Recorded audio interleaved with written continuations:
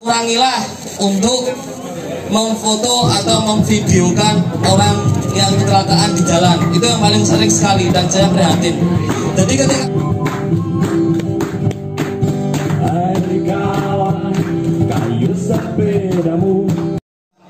urinnya ketika dia pingsan, dia pipis, urinnya itu warnanya merah. Jadi itu udah dehidrasi parah. Nah, setelah dibawa ke rumah sakit di MRI, ternyata saraf yang ada di kepalanya itu, saraf-saraf kita di kepala itu diibaratkan hutan ya. Sarafnya itu hampir setengahnya itu kebakar. Jadi hampir 50% saraf yang ada di kepalanya itu, di otaknya itu kebakar. Karena itu teman saya namanya Om Nelson. Nah, untung Om Nelson ini orang kaya. Jadi ketika mengalami kejadian seperti itu, dia dirawat di Singapura. Jadi bisa diselamatkan, tapi tidak bisa beraktivitas normal. Jadi dia mengalami ibaratnya nih, komputer itu chipnya rusak separuh, gitu nggak bisa digerakkan semuanya. Kalau kita tahu, oh di sini rumah sakit terdekat mana, minta tolong untuk dikirimkan ambulan, dikirimkan tenaga medis, seperti itu. Nah, kira-kira kalau misalnya sampai sini nanti sudah tertangani, ya sudah langsung ditangani oleh ambulan. Nah, berikutnya kalau misalnya jauh dari lokasi dan tidak ada akses untuk ambulan itu jauh, apa yang kita lakukan ketika dicek misalnya nadinya sudah lemah, nafasnya sudah nggak ada, apa yang harus saya lakukan? Kita ya ini nanti ke yang expert. Kita yang lakukan namanya resusitasi jantung paru atau RJP. Jadi kalau melakukan ini yang salah kaprah di di TV, di sinetron. Ketika melakukan RJP, yang RJP itu gerak sininya. Pernah lihat pijat jantung di sinetron itu?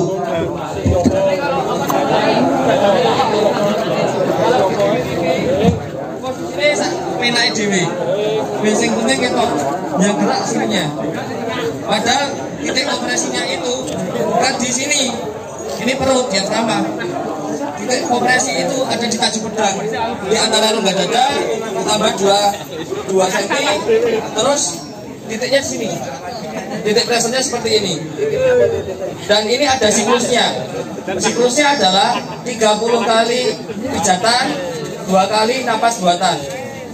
Nah, ini ada sampai 5 kali siklus. Setiap selesai 5 kali siklus, istirahat, dicek ada nafasnya ada, nadinya kembali atau belum. Kalau belum, dilakukan terus sampai ya satu siklus itu 5 kali. 1 kali pijatan itu 30 kali pijatan, 2 kali napas buatan, seperti itu. Nah, ya napas buatan pun kadang orang nganggepe gampang, disebul mulutnya terus rampung gitu. Enggak seperti itu. Kalau mau ngomong napas buatan yang beneran adalah ketika ditiupkan udara itu dilihat diafragma paru-parunya itu kembang atau tidak, balik atau tidak. Dulu kalau kita latihan pakai boneka susi, jadi benar-benar dimasukkan darahnya, ditekan kira-kira diafragmanya itu ini naik atau tidak paru-parunya, seperti itu. Jadi kalau cuma dikomoi orang bakalan mlebu darahnya. Jadi harus mouth to mouth. Nah, nek risi biasanya pakai yang namanya alat untuk kayak masker. Jadi ditutup di bagian mulutnya. Terus dikasih napas buatan seperti itu. Nah, itulah kalau kita ngomongin masalah serangan jantung. Jadi ketika serangan jantung atau ketika teman-teman pingsan, itu jangan malah tak pegang sendiri aja mas, ijolan. Oke, nanti sabar. Ya, jadi ketika ada kejadian seperti ini, memang lebih baiknya adalah jika kita tidak bisa menangani, minta bantuan orang-orang di situ. Orang pasti akan datang membantu daripada kita hanya melihat dan malah berargumentasi yang aneh-aneh. Telepon carikan akses tenaga kesehatan terdekat, baru dievakuasi. Kurang-kurangilah untuk memfoto atau memvideokan orang yang kecelakaan di jalan. Itu yang paling sering sekali dan saya prihatin. Jadi ketika orang kecelakaan di jalan, dikerumuni, difoto, itu jangan ini manfaatnya itu apa gitu loh. Apa ya fantasi ini ketika ndelok orang perang berdarah-darah marai bernafsu, marai ibaratnya horny ndelok orang berdarah-darah seperti itu. Kan ya enggak juga ya. Apa mungkin ada fetish yang seperti itu, hasratnya seks naik ketika lihat sikile tugel, darahnya kayak gitu.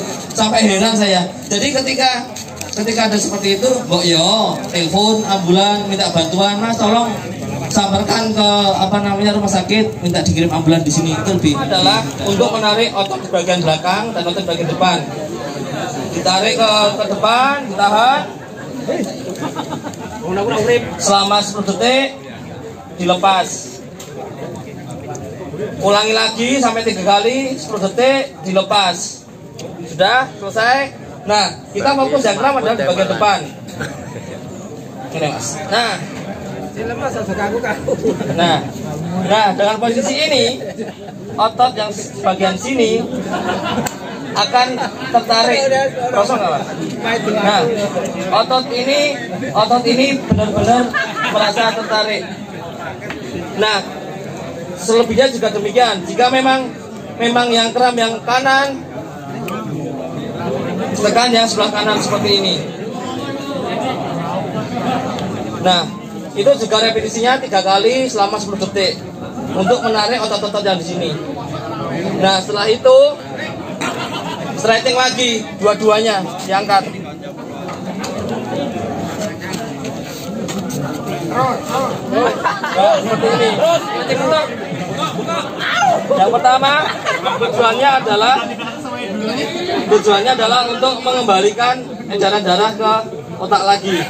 Terus memberikan rangsangan otot di bawah pantat ini. Seperti ini.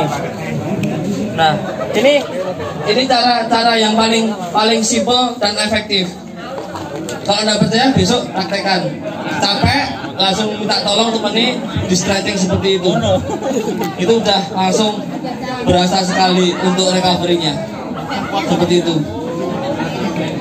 Mas. Ada pertanyaan?